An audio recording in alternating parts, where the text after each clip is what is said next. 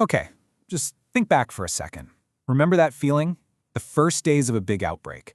That pit in your stomach, the constant uncertainty, the fear, glued to the news, when every single decision could mean life or death. How on earth do officials figure out the right thing to do? Well, that's what we're digging into today. We're looking at guidance from the World Health Organization, the WHO, on exactly this problem. And what they offer isn't some stiff, rigid rulebook, it's something much more human.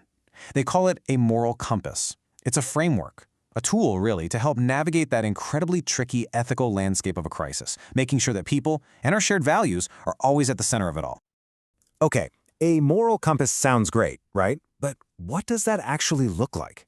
I mean, how does it really point the way when pretty much every option on the table looks risky? Let's get into it. Right. So this compass isn't like one single thing. It's really a set of core principles. You can almost think of them as the north, south, east, and west of making ethical choices. They are the guideposts that help leaders weigh all these competing values, especially when there are just no easy answers in sight. First up, we've got a principle called utility. At its core, this one is super pragmatic. It's all about trying to do the greatest amount of good for the greatest number of people. You've got limited resources, limited time, so this principle is about making the choices that save the most lives and cause the least amount of harm to the entire community. But, and this is a huge but, just doing the most good isn't the whole story. That's where the next principle, equity, comes in. This one is all about fairness. It makes us stop and ask the tough questions. Are the burdens of this crisis and the good stuff from our response being shared out fairly? It's about looking out for the most vulnerable people in our society, making absolutely sure they aren't getting left behind or hit the hardest. And then the principle that kind of holds it all together is solidarity. This is just the fundamental idea that, hey, we are all in this together. An outbreak over there is a threat to all of us over here. We're all vulnerable, and because of that, we all have a responsibility to act together, to look out for each other, and to protect one another. So as soon as you start trying to use these principles, you run smack into one of the biggest conflicts of any health crisis, the classic showdown between individual freedom and the good of the whole community. You know exactly what I'm talking about. On one hand, you've got our basic rights, the freedom to go where we want, see who we want, make our own choices. But on the other hand, you have the urgent need to protect public health, which could mean things like quarantines or lockdowns to stop a virus in its tracks. And this is not some abstract idea, right? We have all lived through this incredibly delicate and sometimes really painful balancing act.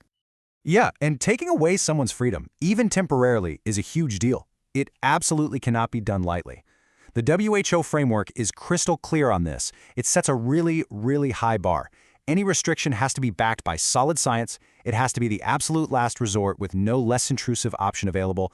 It can't be discriminatory. And maybe most importantly, it has to be lawful and something people can actually challenge. That's a critical check on power. Okay, so that's the liberty side of things. But there's another ethical minefield that opens up in a crisis, the frantic race for a cure. When an outbreak hits, science has to move at warp speed, and that pressure creates a whole different set of really tough questions. I mean, just imagine it. You've got patients who are terrified, who are dying, and you have a potential treatment, but it's not fully tested. What do you do? What is the right call?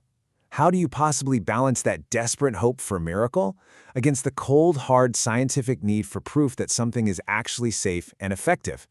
So the WHO has a very careful pathway for this. It's called monitored emergency use, and the safeguards are, as you'd expect, incredibly strict. First, it can only even be considered if there's no other proven treatment available. Second, there's just no time to run a proper clinical trial. You also need some kind of lab data suggesting it might work. Then you need approval from national authorities and an ethics committee. And this is the big one. The patient has to give their full informed consent.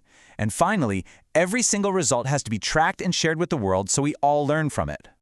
And that brings us to the people who are right there in the thick of it, facing these dangers and dilemmas every single day.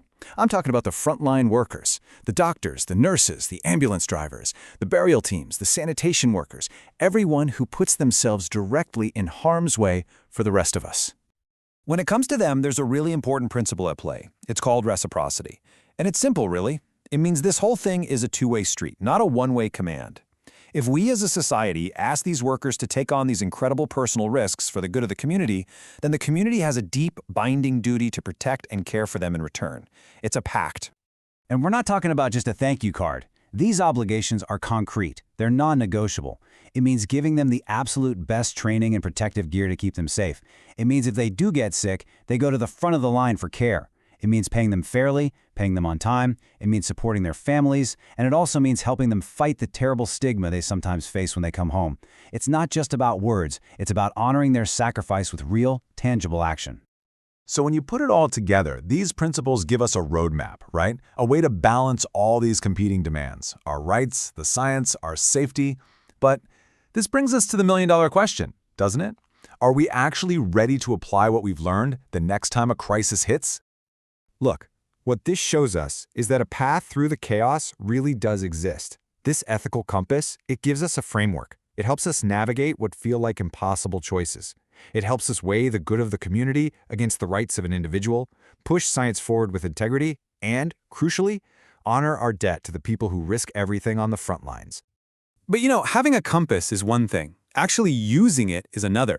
Having the political will, the social trust, the sheer courage as a society to follow that compass when things get really, really bad, that's the real test. The framework is there. The moral compass exists. So the real question I want to leave you with is this. When the next one comes, and it will come, are we actually prepared to use it?